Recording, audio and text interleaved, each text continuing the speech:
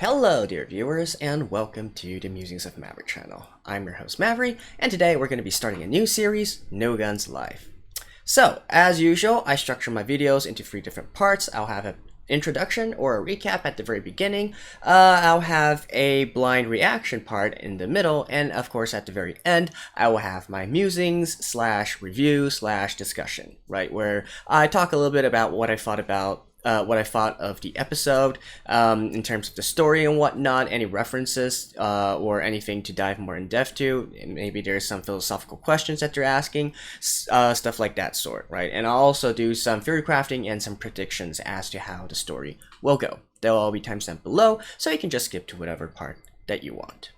So let's talk a little bit about No Guns Life, right? Because, this is the first episode, the introductory, if you will. So this was originally a manga. Now, the manga, as far as I can see, isn't really that highly rated or whatnot, but the basic premise of it was pretty interesting to me, right? It's basically noir plus cyberpunk, right? And so, just telling me that you got something with these 2 elements combined together, that's enough to make me want to take a look, right? And it's being animated by Madhouse, which are kind of hit and miss if we're being entirely honest, but when they're on point, they're really on point, right?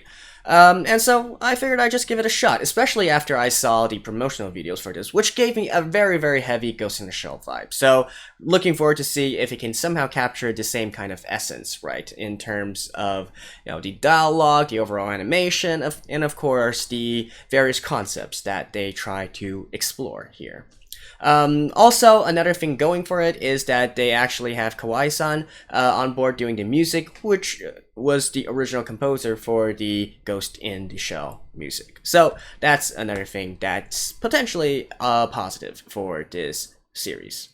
So, with that being said, let's just get into the episode and see if it's going to be any good. Alright, let's begin in 3, 2, 1... play.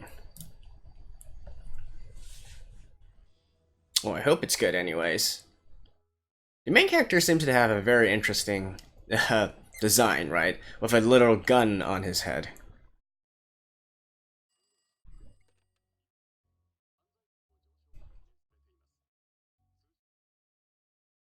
Slum district.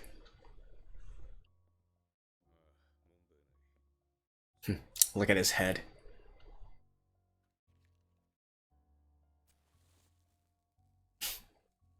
It's so ridiculous. Like, how does he even see?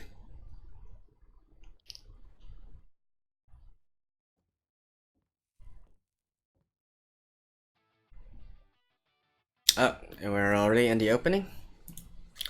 Alright, as usual, I'll be watching the opening for the first time, but I will be muting the music to avoid copyright issues.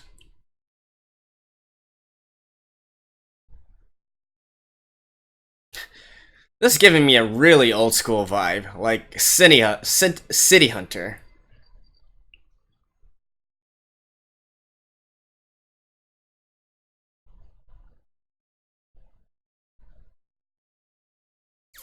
The music is pretty old school as well.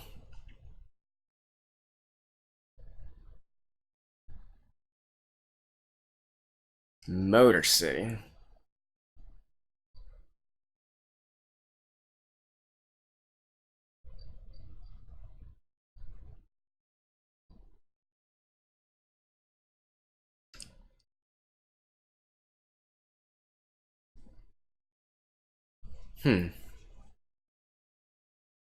Oh, so he not only has guns on his head, also on his arms as well? Alright.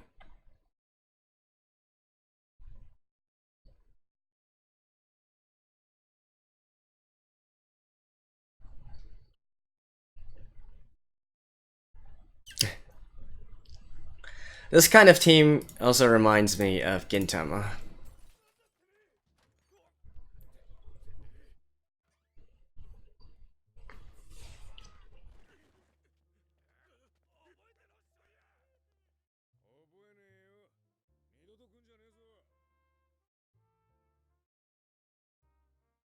The music is already setting a mood for the story.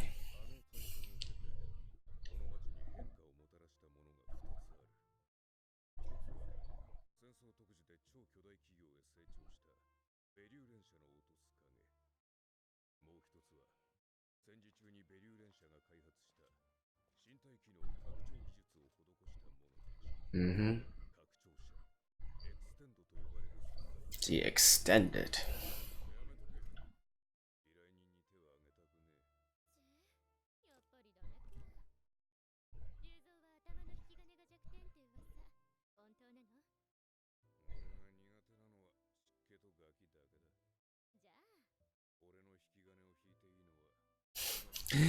That sounds like all kinds of innuendo.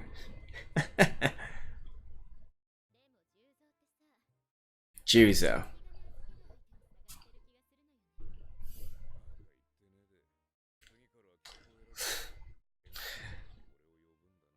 I can already think of all the dirty jokes that I'm gonna have to try and hold in.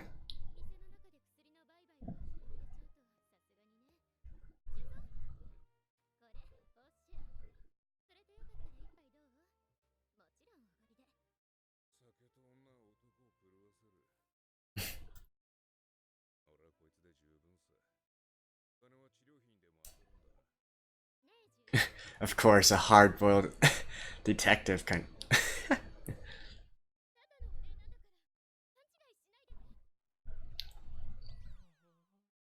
Okay, never mind. He's not as he's not as cool and calm and collected as one might believe.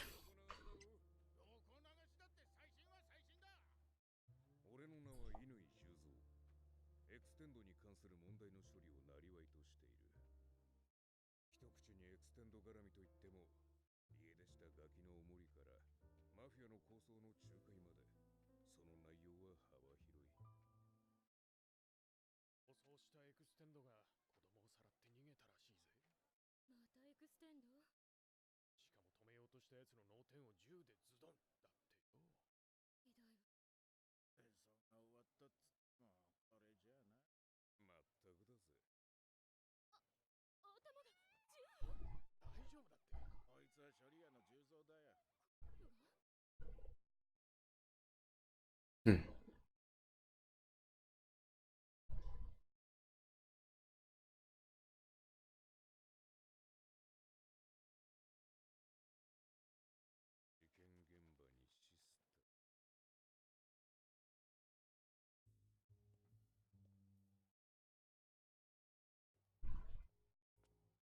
Alright, where are we actually going with this?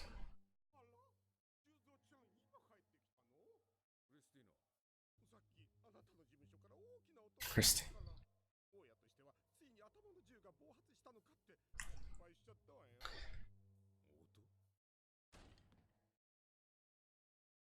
Oh?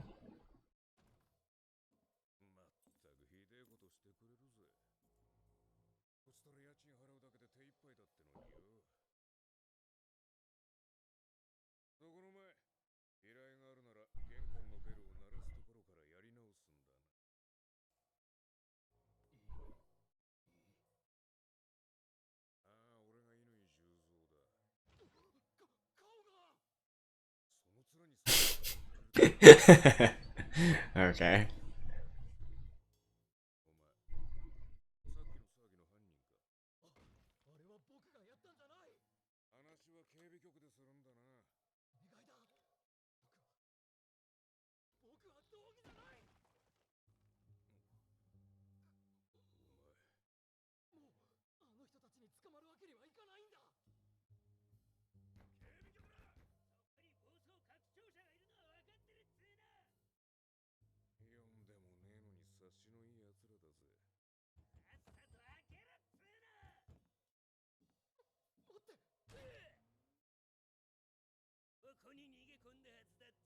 And who are you?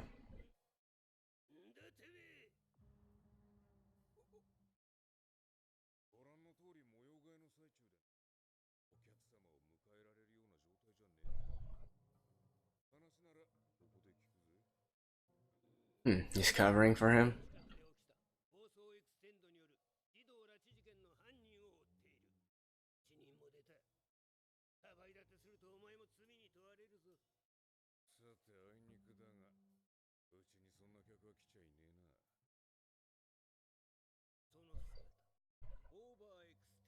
Overextended.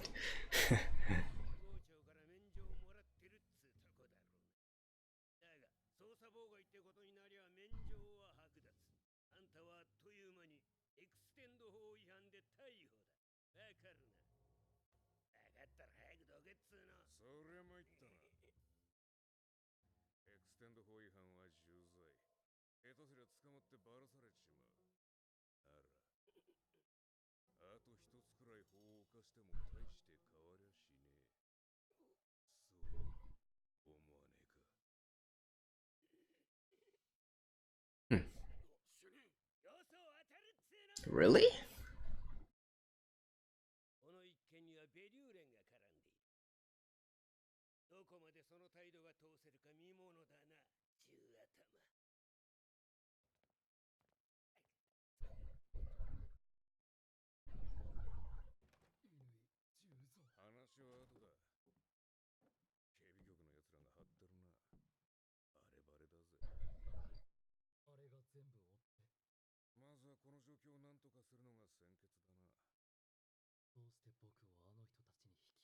I'd like to know as well.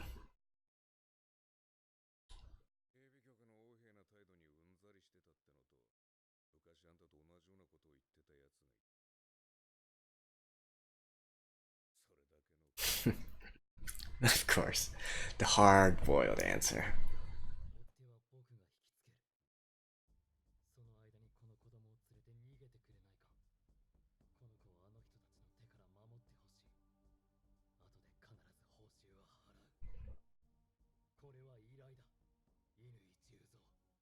Hmm.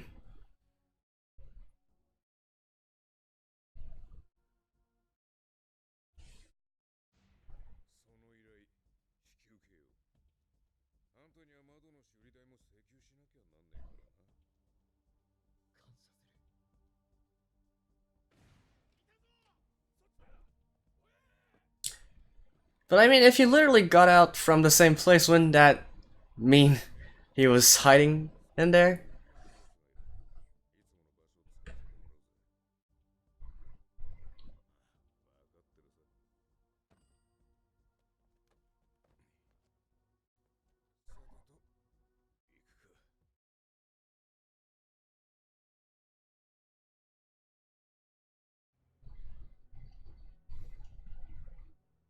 The art direction of this is so old school.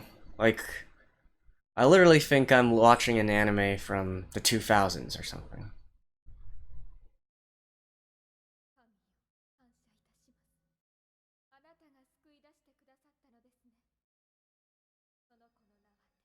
Tetsuro.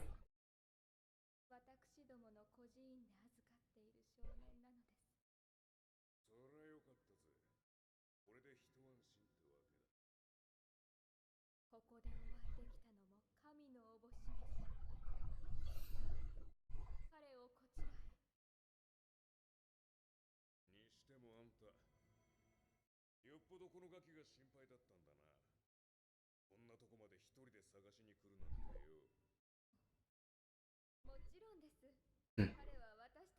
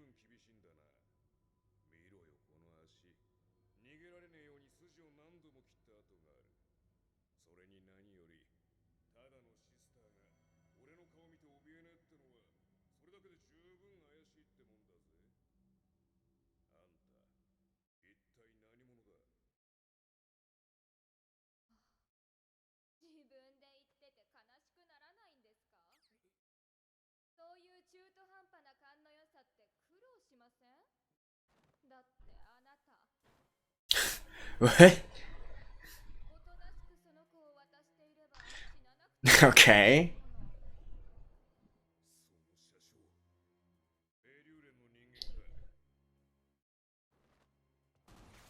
Ooh.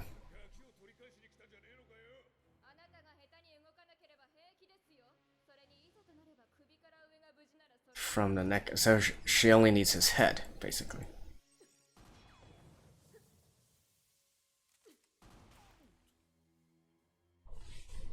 Hmm.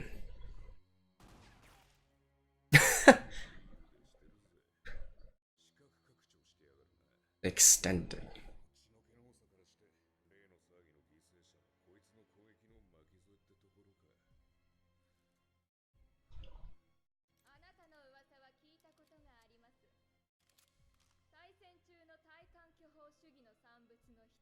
Big shit, big.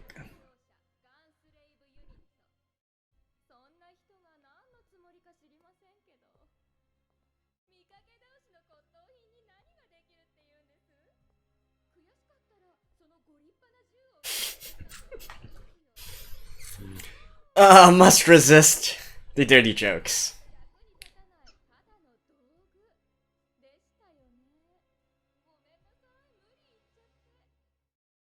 Nope. I think you harmed his pride.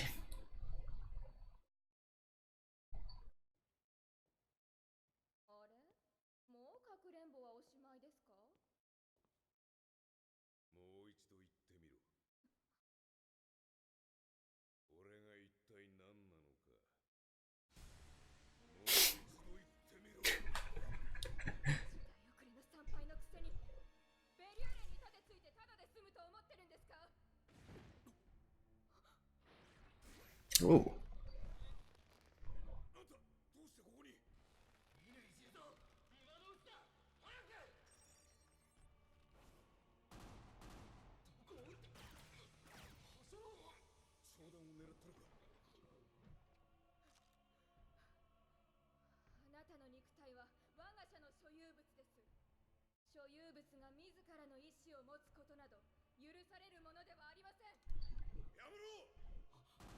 Oh.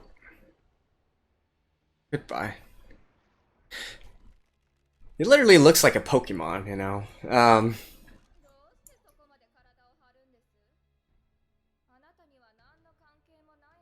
I forgot what that Pokemon was. Deoxys or something like that?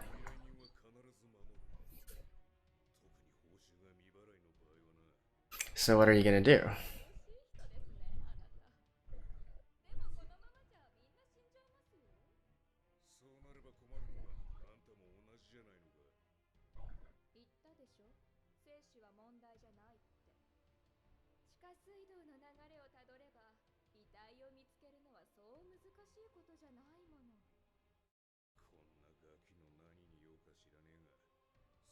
If that's the case, then why don't you just...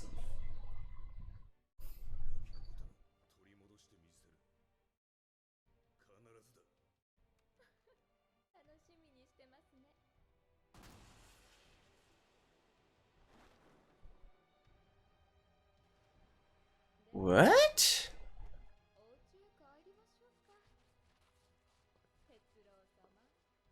Tetsuro-sama. Huh. All kinds of weird.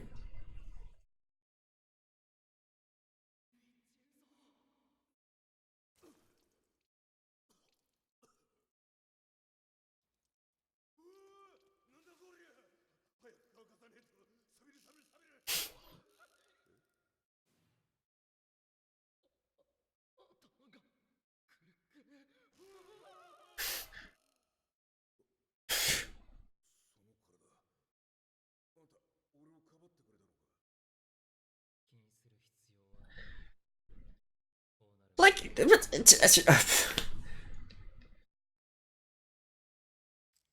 he literally tried to help you, but you literally tried to help him by holding on to him, and then you fell in after with him?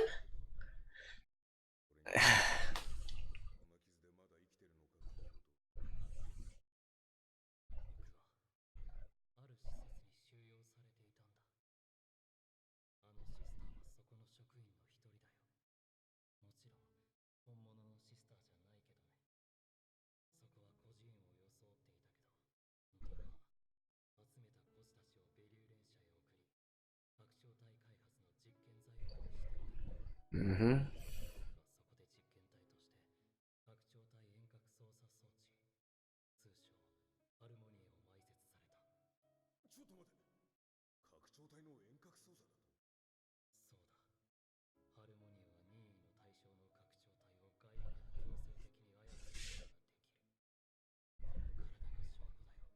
Really?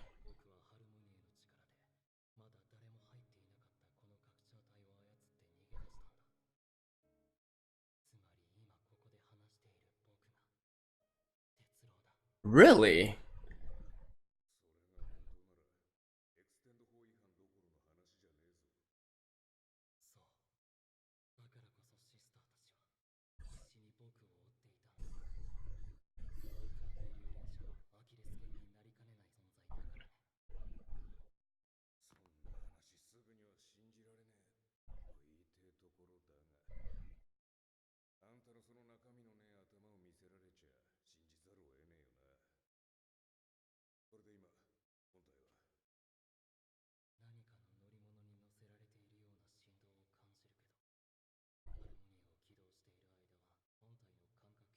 Okay, okay.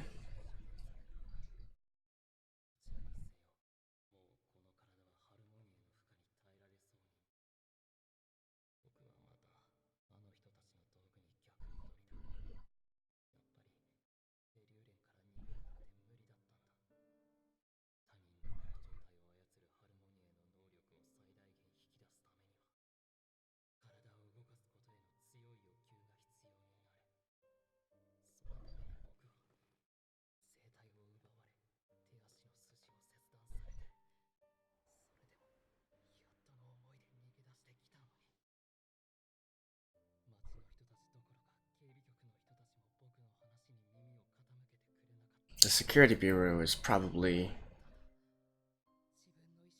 in cahoots with the corporation.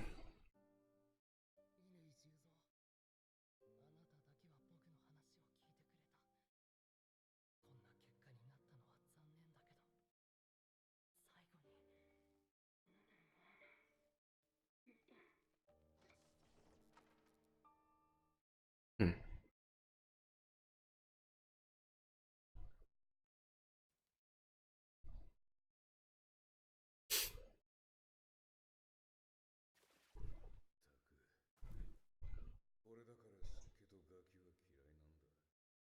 Ah.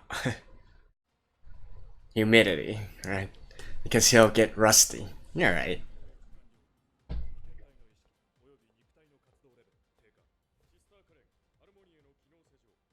She's still actually called a sister.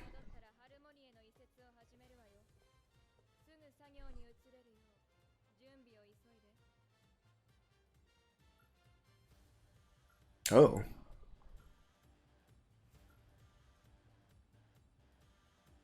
So he already put it there. What are you gonna do, though?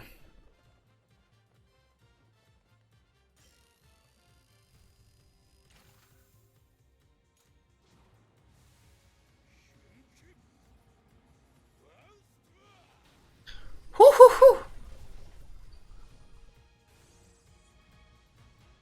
Damn.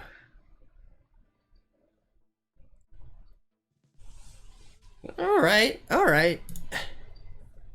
I'm not completely convinced that, you know, the actions at the very end there made sense. You know, with falling into the sewers and whatnot.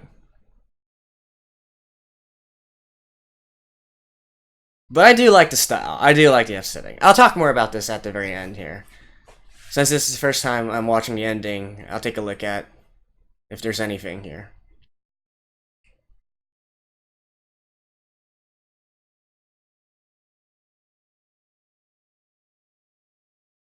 Unreal Engine.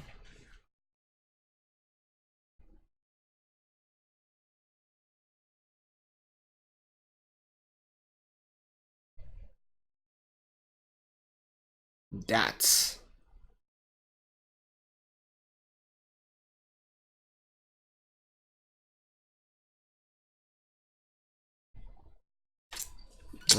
classic J-Rock.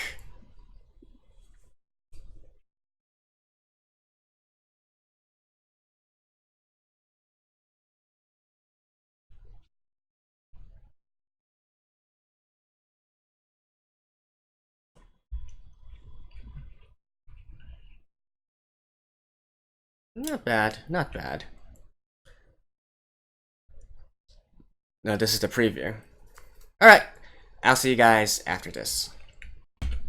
And that was the first episode of No Guns Live. And I gotta say, right off the bat, I really dig the whole aesthetic of the anime that they're going for, right? I mentioned 2000s within my reaction part, but really thinking about it more, it's even more old school than that, right? It feels more akin to like 80s, 90s kind of manga and anime. Now, particularly, I went into this thinking that it was going to be Ghost in the Shell, right? Something similar to that, especially with the cyberpunk aspects and whatnot. But really, it's more like akin to City Hunter. Now, I haven't watched the City Hunter anime before, but I have read the City Hunter manga, and it's a series I kind of enjoy for all its own flaws as well. But you know, I say this because it gives off the same kind of vibe, and with the main character being, even though he's a badass, he's also kind of cute and useless in his own kind of way, right? And like, for instance, here we can see that he's kind of bad with women, something like that. And of course, there's a dash of Gintama in there as well, though not as much, right? I do feel like the whole dynamic that they're going for later with the three, it seems that there's going to be three main characters, right? And with Juzo being the sort of like older guy who's supposed to be the one who's, you know, taking care of everybody, but he still has his useless points as well, versus his two subordinates or partners, whatever you want to call it, who will probably each have their own quirks and tendencies as well, right? The entire setting of it is something that's we're really familiar with, right? It's got a main character with a storied past, like in this case, he's ex-military, and he's sort of acting like the protector of the city, right? We can see his interactions with the normal folk on the streets and whatnot, and even his relationship with the landlord and whatnot. It really gives out that kind of vibe. We also know that he's living based on his own morals, right? You know, he's sort of living with the law, but also against the law if he feels like the law is being interpreted wrongly. You know, being a good guy, but not the one, you know, not entirely goody two-shoes, right? He has his own sense of justice and morals. And of course, you know, going to, I assume that the bar that we saw at the beginning of the episode is probably going to be a recurring place where they gather and exchange information and whatnot. It just gives off that kind of vibe, right? Of course, I could be entirely wrong in the future, but I feel like, you know, it's, if you've ever seen, you know, City Hunter and Gintama and Ghost in the Shell before, you could probably get a feel for how this is going to continue in the future, right? And even the character designs as well, like the main character notwithstanding, because he's literally like a gun, right? But for instance, the sister, right? The female characters here, it's really old school, right? Down to the sort of you know, the sort of overtly revealing clothing and whatnot, right? So, I mean, there's probably some people who are going to be offended by it or whatnot, but I fully admit that I still enjoy these things from various times, as long as it's used sparingly, right? So yeah, I really like the entire aesthetic of this, I'm not gonna lie. And the use of music as well, you know, brilliant, right? Having this sort of jazzy undertone to it. Yeah, not much to say there, it's just good. And I feel like the opening and ending also fits it very well as well. Now, the complaint I do have here is more in regards to the story here. And I feel like, I don't know, it's not that, fluid in the sense that there's some plot holes here, right? Like, for instance, first of all, Tetsuro, right? Like, if he already decided that he was going to entrust Juzo with his literal body, right? Why not just tell his story right then and there in the in his office, right? I mean, sure, they mentioned that this is not a good place to talk or whatnot, but he could still give a brief rundown of the events there, couldn't they? That would have saved people a lot of trouble. That would have saved him a lot of trouble as well, since he would know, okay, he doesn't really need to care about that extended character who was literally just a shell, right? And he could, it doesn't matter if that extended, Pokemon looking guy is killed or whatnot, because it's just being remotely controlled by Tetsuro, right? So, we could have avoided a lot of problems if he had just came clean right then and there. And there's no reason not to, right? He already proved that he was going to be on Juzo already proved that he was going to be on Tetsuro's side by rejecting the security bureau, right? And I don't think he really did much else later on that further solidified this point. So yeah, I feel like a lot of things could have been avoided, and Tetsuro probably could have been much safer if he had just came clean in the first place. And then the second part would be one part that I'm really scratching my head as to why things would play out this way, and that'd be Juzo saving the shell that Tetsuro was controlling, right? Like, it just doesn't really make much sense to me, right? So the shell was, so at that point, Juzo still thought that that extended was its own person, right? Its own being. So, but you literally saw his head being blown off, and then you want to go and reach and grab him to prevent him from falling into the sewers down below. At the same time, you know that this is going to be exposing yourself to the enemy as well. And, at the end of the day, you didn't even really do much to save that shell, right? If that shell was an actual person, it's at the same time, Juzo literally did nothing to save it. In fact, he was saved by the shell. If we see later on down, once they were inside the sewers, right? So I don't get it. What was his entire point of doing that in the first place? Especially since that would. No, it's not like he actually helped in any way, so I don't know. Or maybe it's just, I hate to nitpick this kind of thing, but it just makes no logical sense to me that he would do something like this. Like, I mean, sure, fine, you can chalk it up to instinct or whatnot, but still, it's just, that served absolutely no purpose at all, and in fact, it just put him into a worse situation, and he wasn't really there was never going to be a positive outcome of that in any case. If we were to go by even what Juzo was thinking at that point, right? So, yeah, I'm kind of not feeling it on that particular development.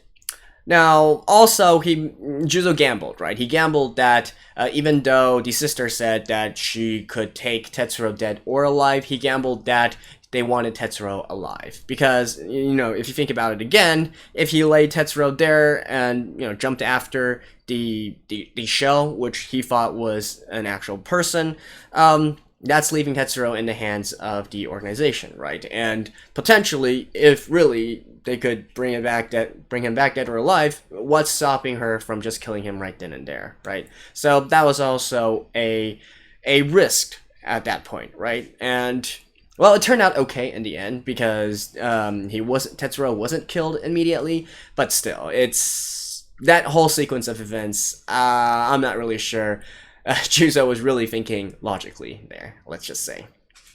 But at least he had the good sense to plant a transmitter onto Tetsuro first, and that's how he eventually managed to track them down and stop the train with his badass fist, right? Which, that kind of surprised me. I thought his fist was going to be like, it looked like a revolver, right? I thought he was going to shoot bullets out of it, but apparently it's some sort of wind-up for him to do melee attacks. But, so, yeah.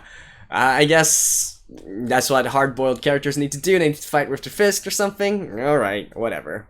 So yeah, anyways, I really dig this kind of setting, right? And I feel like, the character designs, especially for the main character, is kind of unique. And again, having this sort of, elements from these different works that I like and putting them together, I definitely feel like I'm going to have fun with this. I just hope that in the future, the story can be tightened up a little bit further, so I don't need to concentrate myself on the illogical parts of the story, and instead just, have fun with the setting, right?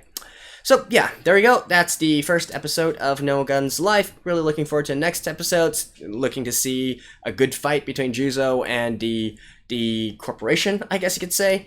Although potentially he's probably not going to be. I would probably just grab Tetsuro and run, unless he really is all that good, right? I mean, sure, I'm pretty sure that he has to have pretty good strength himself, right? He's literally military grade, right? Regardless of what the sister said, he's military grade. So even without using that big head gun of his, he probably is, quite skilled and quite lethal in his own way, right? Although probably, I'm assuming that by next episode, we're gonna get a chance to see his head being fired, potentially by Tetsuro. So we'll see, and I'm really curious to see how epic they're going to draw that when that eventually happens. So there we go. That was my review of No Guns Life episode 1. Let me know what you guys think. I'm enjoying it so far, and I will see you guys hopefully in the next week as well. So until then, bye bye.